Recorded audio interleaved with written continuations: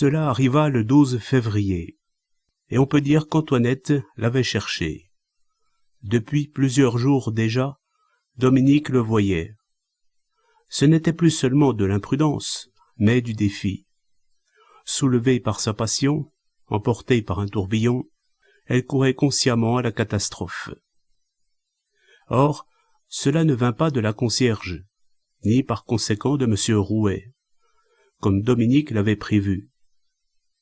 L'avant-veille, elle avait surpris la concierge, qui, après une hésitation, arrêtait le propriétaire au passage. C'était, à n'en pas douter, pour lui apprendre qu'un homme pénétrait chaque soir dans l'immeuble, et n'en sortait que le matin de très bonne heure. La concierge savait chez qui allait cet homme. Elle était même payée pour se taire, car Antoinette avait commis cette bêtise-là aussi, de s'arrêter devant la loge et de prendre un assez gros billet dans son sac. Pour votre discrétion, Madame Chochois. Il est vrai que, pour obtenir la discrétion des gens, il faut d'abord en montrer soi-même, et ne pas leur laisser croire qu'on roule de gaieté de cœur vers l'abîme. Or, c'était l'impression qui se dégageait d'Antoinette. Son sourire à lui seul, luisant de joie, ruisselant d'un bonheur équivoque, était une provocation. Son rire ressemblait au cri que devaient lui arracher les étreintes, et ses dents pointues cherchaient toujours de la chair à mordre. Sous n'importe quelle robe, on la sentait nue, la chair dardait. La concierge avait craint pour sa place, et, après avoir consulté son mari, qui était gardien de nuit dans une chocolaterie, elle avait mis M. Rouet au courant. Celui-ci, à l'étonnement de Dominique, n'avait rien répété à sa femme, de sorte que le nouveau billet anonyme, le 3e, était tombé à faux comme les précédents. Prenez garde. Sincèrement, naïvement, elle voulait mettre Antoinette en garde, lui faire comprendre qu'un danger la menaçait, et, dès le reçu du message, Antoinette avait fait exprès d'ouvrir la fenêtre malgré la saison, de relire ostensiblement le billet, de le rouler en boule et de le jeter dans la cheminée. Que pensait-elle de Dominique? Elle l'avait reconnu. Elle savait à présent que la locataire d'en face était la silhouette furtive de la rue Montaigne et du dancing, que ses yeux, braqués sur elle du matin au soir, étaient les yeux dramatiques qu'elle avait nargués au moment d'entrer dans le petit hôtel de la rue Le Pic, à côté de la charcuterie. Une maniaque. Elle sentait bien que ce n'était pas tout à fait cela, mais elle avait autre chose à faire qu'essayer de percer ce mystère. Le 11 février au soir, le mulâtre était dans son coin de porte cochère, comme les jours précédents, à fumer des cigarettes en attendant que la lumière s'éteignît aux fenêtres du 3e. Les Rouets se couchaient presque toujours à la même heure. Il n'y avait plus alors que quelques minutes à attendre. Or, cette attente-là était de trop, et Antoinette, en tenue de nuit, éprouvait le besoin d'écarter le rideau de sa chambre, de rester là, derrière la vitre, à contempler de loin son amant. Enfin, il avait sonné. La porte s'était ouverte. Il était monté. Il y avait dans sa démarche une souplesse choquante, une assurance narquoise, qui déplaisait à Dominique. Cette nuit-là, les cailles lui firent de la peine sans le savoir. Après dîner, ils étaient rentrés en compagnie d'une amie qui était venue 2 ou 3 fois les voir, mais dans la journée.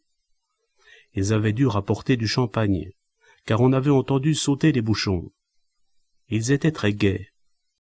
Le phonographe avait marché sans répit. C'était choquant, attristant, d'entendre la voix de Lina devenant plus stridente à mesure qu'elle s'enivrait. Et plus tard, elle ne faisait que rire, d'un rire qui n'en finissait pas. Pas une seule fois, Dominique ne regarda par la serrure. Elle n'en sentait pas moins l'excitation équivoque qui régnait. Elle entendait la voix suppliante d'Albert Caille répéter « Mais si, Vous restez. Il est tard. On vous fera une petite place. » Soudain, il avait éteint la lumière, et elle les avait entendus aller et venir, chuchoter, se rencontrer dans le noir. Il y avait encore eu des rires, de molles protestations. « Vous n'avez pas assez de place ?» Ils étaient couchés tous les trois. Ils bougeaient. Lina, la première, s'était tue, après que l'inévitable se fût produit. Et alors, longtemps encore, Dominique avait compris que les autres ne dormaient pas, et elle était restée attentive à cette vie secrète, comme étouffée dans la moiteur du lit. Pourquoi était-ce une déception? Elle avait fini par s'endormir. Un léger soleil l'avait accueillie de bon matin. Les moineaux du carrefour Haussmann pépiaient dans leur arbre. À 8 heures, Cécile était descendue, comme chaque jour, et avait ouvert les rideaux du second étage, sauf ceux de la chambre, car elle n'y pénétrait qu'au coup de sonnette d'Antoinette. Alors, Dominique avait vu en même temps que la servante. Sur un guéridon du boudoir qui précédait la chambre, il y avait un chapeau d'homme, un chapeau de feutre gris, et un pardessus. L'amant, ce matin-là, ce qui devait fatalement arriver un jour ou l'autre, ne s'était pas éveillé. Ses petits yeux brillants de joie, Cécile se précipitait vers l'étage supérieur, où madame Rouet-Mère n'était pas encore à son poste dans la tour. « Il y a un homme dans la chambre de madame. » Pendant quelques instants, Dominique, immobile, vécut tout un drame. Elle avait du temps devant elle. Elle se précipitait dans la rue, entrait chez le Bougnat, où il y avait le téléphone. « Allô ? C'est une amie qui vous parle. Peu importe. D'ailleurs, vous savez bien qui ? Oui, la servante a vu le chapeau et le pardessus. Elle est montée prévenir madame Rouet. Dans un moment, celle-ci va descendre. » Tout cela, elle l'imagina, mais elle ne bougea pas. Madame Rouet et son mari, là-haut, étaient à table. Discutaient-ils pour savoir qui des deux descendrait? Ce fut elle. Le mari resta dans l'appartement. On ne le vit pas, ce matin-là, quitter la maison pour gagner, de son pas monotone, la rue Coquillière. « Il vaut mieux que tu restes, au cas... » Et Dominique vit madame Rouet, appuyée sur sa canne, pénétrer dans le boudoir, toucher d'un doigt dédaigneux le chapeau et le pardessus, s'asseoir dans le fauteuil que lui avançait Cécile. Les deux autres dormaient-ils toujours ou avaient-ils entendu? Jamais madame Rouet n'avait été aussi immobile ni aussi menaçante. Son calme était colossal. On aurait dit qu'elle vivait enfin, sans en laisser perdre la moindre miette, l'heure à laquelle elle s'était préparée pendant des années. Elle avait attendu, sûre que cette heure viendrait.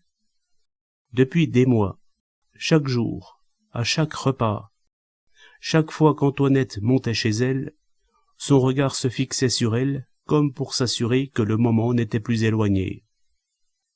À 8h30, à 9h moins le quart, rien n'avait bougé. À 9h moins 10, seulement, le rideau de la chambre remua légèrement, puis fut tiré tout à fait, et Dominique put voir Antoinette, qui avait compris qu'elle était prise au piège. Elle n'avait pas osé sonner sa domestique. Elle n'osait pas non plus ouvrir la porte du boudoir. Elle se pencha sur la serrure, mais celle-ci ne lui permettait pas de voir le fauteuil où sa belle-mère était en faction. L'homme était assis au bord du lit, peut-être anxieux aussi, mais narquois quand même.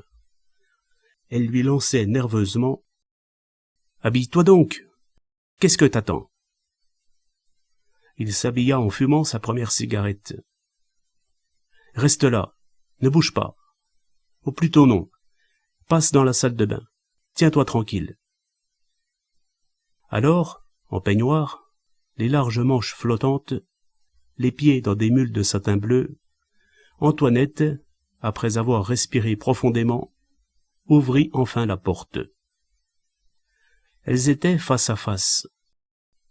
La vieille madame Rouet ne bronchait pas, ne regardait pas sa bru, fixait le chapeau et le pardessus posés sur le guéridon.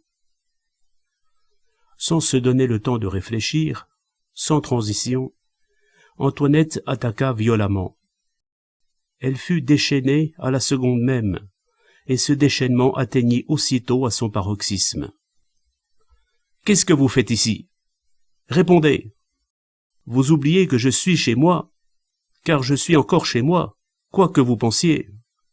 Je vous ordonne de sortir, entendez-vous ? Je suis chez moi, et j'ai le droit d'y faire ce qu'il me plaît. » Devant elle, un marbre, une statue appuyée à une canne à bout de caoutchouc, un regard glacé. Antoinette, incapable de tenir en place, marchait, laissant flotter autour d'elle les pans de son peignoir, se retenant de casser quelque objet ou de se précipiter sur son ennemi. « Je vous ordonne de sortir. Vous n'entendez pas ? J'en ai assez. Oui, j'en ai assez de vous, de vos simagrées, de votre famille, de votre maison. J'en ai assez de... » L'homme avait laissé la porte de la salle de bain ouverte, et Dominique le voyait qui écoutait, en fumant toujours. Pas un instant, les lèvres de madame Rouet ne remuèrent. Elle n'avait rien à dire. C'était inutile. Seuls les coins de sa bouche s'abaissaient en signe de mépris plus profond, de dégoût indicible, à mesure qu'Antoinette, dans son acharnement, devenait plus odieuse. Était-il besoin d'entendre les mots ? Les gestes en disaient assez, les attitudes, les cheveux qui voletaient en tous sens, la poitrine qui se soulevait. « Qu'est-ce que vous attendez ? De savoir si j'ai un amant ? Eh bien oui, j'en ai un homme, un vrai, et non un triste avorton comme votre fils. Vous voulez le voir ? C'est ça que vous attendez ? Pierre ! Pierre !» L'homme ne bougeait pas. « Viens donc, que ma belle-mère puisse te contempler. Vous êtes contente, à présent ? Oh, je sais ce que vous allez dire. Vous êtes propriétaire de la maison. De quoi n'êtes-vous pas propriétaire ? Je m'en irai, c'est entendu, mais pas avant de m'être soulagé. J'ai un amant, oui, mais vous et votre famille, votre terrible famille, vous êtes... » Dominique était pâle. Un instant, dans ses allées et venues véhémentes, le regard d'Antoinette se fixa sur elle, et elle marqua un temps d'arrêt. Parut être satisfaite d'être vue à cet instant. Ricana, cria de plus belle, tandis que son amant s'approchait de la porte, et que madame Rouet ne bougeait toujours pas, attendant que tout fût fini, que la maison fût enfin vidée. Une demi-heure durant, Antoinette ne cessa de s'agiter, s'habillant, entrant dans sa chambre et en sortant, s'adressant tantôt à l'homme et tantôt à sa belle-mère. « Je m'en vais, mais... » Elle fut prête, enfin. Elle avait revêtu son manteau de vison, dont la richesse s'harmonisait mal avec ce qu'il y avait de volontairement ordurier dans son attitude.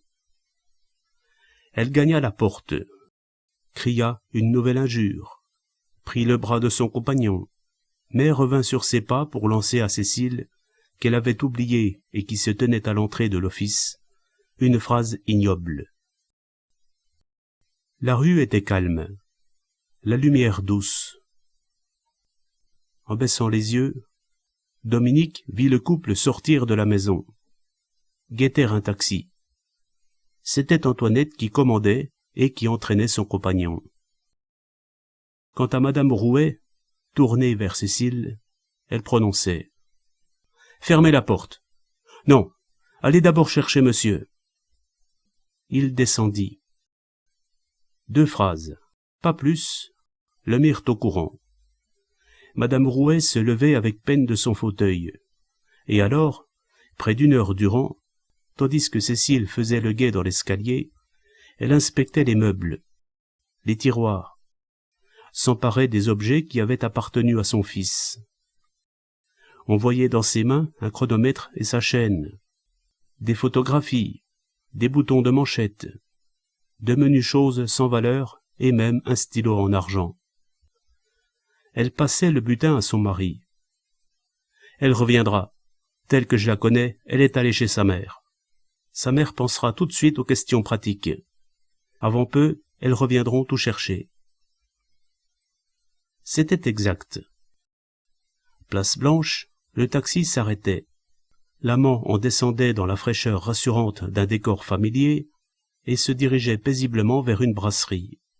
« Je te téléphonerai. » Le taxi gravissait la rue Caulaincourt. La mère d'Antoinette, un foulard autour de ses cheveux grisonnants, faisait sa chambre, dans un nuage de fine poussière lumineuse. « Ça y est !» Désolation, inquiétude. « Pourquoi tu fais ça ?»« Ah non, maman, pas de sermon, je t'en prie. J'en avais assez, j'en avais par-dessus la tête. » « Tu n'as pas téléphoné à ta sœur ? Il faudrait peut-être lui demander conseil. » Car la jeune Colette, la lèvre candidement retroussée, au sourire ingénu et coupant, était la femme d'affaires de la famille. « Allô ? Oui ? Comment dis-tu ? Tu crois ? Oui, ils en sont capables. Tu en connais un ? Attends, je note. Un crayon, maman, s'il te plaît. Papin. Pain, oui. Huissier. Rue. Comment ? Ça va. J'y suis. Merci. Je ne sais pas encore à quelle heure. Non, pas chez maman. D'abord, il n'y a pas de place. Ensuite, compris, oui. C'est ça. Au point où j'en suis. On riait aux éclats, chez les Cailles, parce que Lina avait la gueule de bois et se croyait malade. Geignait, se fâchait. Vous vous moquez de moi. Je sais bien que vous vous moquez de moi. J'ai eu trop chaud toute la nuit. Vous n'avez pas arrêté de gigoter tous les deux. En face, Cécile avait ouvert toutes les fenêtres de l'appartement, comme si celui-ci eût été déjà vacant. À 11 heures, un taxi s'arrêta. Antoinette en descendit en compagnie de sa mère et d'un homme tristement vêtu qui regarda la maison de haut en bas, comme pour en dresser l'inventaire. Derrière eux venait une voiture de déménagement d'un jaune agressif. Il ne fut pas question de déjeuner. Pendant 3 heures, ce fut le branle-bas dans les pièces qui ne semblait plus en former qu'une. On démontait les meubles, l'huissier notait tout ce qui franchissait le seuil, et Antoinette semblait ressentir une joie secrète à voir le mobilier s'en aller par morceaux, les tentures disparaître des fenêtres et des portes, les tapis arrachés laissaient voir la grisaille du parquet. Furteuse, elle s'assurait qu'il ne restait rien. C'est elle qui avait pensé au vin des déménageurs, et qui était descendue à la cave.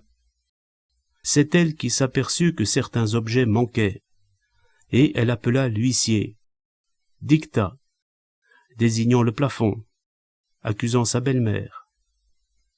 Toute une vie qu'on piétinait, qu'on saccageait, qu'on anéantissait en une matinée, à grands coups allègres, avec une joie sadique.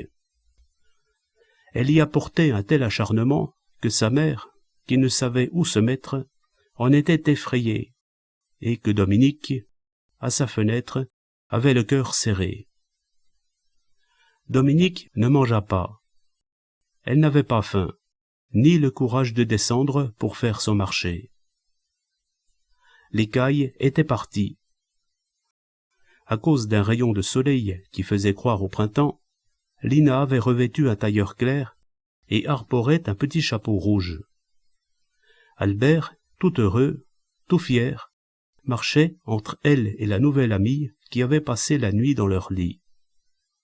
La chambre de mademoiselle Augustine, là-haut, n'était pas encore louée. Ce n'était qu'une chambre de domestique, en trop dans la maison. Il fallait trouver une autre vieille fille pour l'habiter, et on ne s'était pas donné la peine de suspendre l'écriteau. La concierge s'était contentée d'avertir les commerçants du quartier. Une seconde tapissière, au bord du trottoir, avait succédé à la première. Madame Rouet, dans sa tour, entendait le vacarme qu'on faisait au-dessous d'elle. Et, quand tout serait enfin vide, quand il n'y aurait plus rien, plus un meuble, plus un tapis, plus un rideau, plus un être surtout, elle descendrait pour contempler victorieusement le champ de bataille. À 2 heures, Colette descendit de taxi, vint embrasser sa sœur et sa mère, mais ne s'attarda pas, ne s'étonna pas. Elle désigna seulement un lampadaire en métal chromé, et Antoinette haussa les épaules. « Prends-le, si tu veux. » Elle le fit descendre dans son taxi et partit avec le lampadaire. Est-ce Antoinette qui donna l'ordre? Les déménageurs les prirent-ils avec le reste, dans la pièce de derrière, où ils étaient rangés? Toujours est-il que Dominique vit passer sur le trottoir un homme en blouse, qui portait les 2 pots de plantes vertes, et ceux-ci disparurent dans la voiture capitonnée. Il y eut une erreur. On avait emporté avec d'autres vêtements en vrac un manteau vert sombre, et Cécile descendit le chercher, car il lui appartenait. D'une des fenêtres du 3e, elle l'avait vu au bras d'un des hommes, à moins qu'elle n'eût monté la garde dans le vestibule. À 5 heures, c'était fini. Antoinette avait téléphoné plusieurs fois. Elle avait bu un verre de vin, d'une des bouteilles des déménageurs, dans un de leurs verres, après l'avoir rincé. Il n'y eut dans l'appartement, quand tout le monde fut parti, que ces bouteilles, dont une à moitié pleine, et les verres sales, posés à même le plancher. Antoinette avait oublié sa voisine de la fenêtre d'en face. Pas un regard en guise d'adieu. En bas, seulement, sur le trottoir, elle s'en souvint, leva la tête, et il y eut sur ses lèvres un sourire moqueur. « Adieu, ma vieille.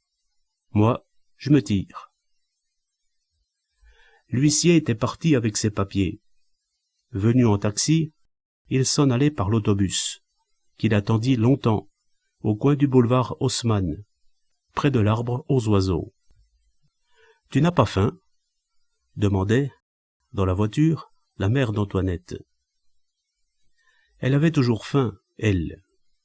Elle aimait tout ce qui se mange, surtout la langouste, le foie gras, les choses chères et les gâteaux. N'était-ce pas le moment ou jamais? Non, maman.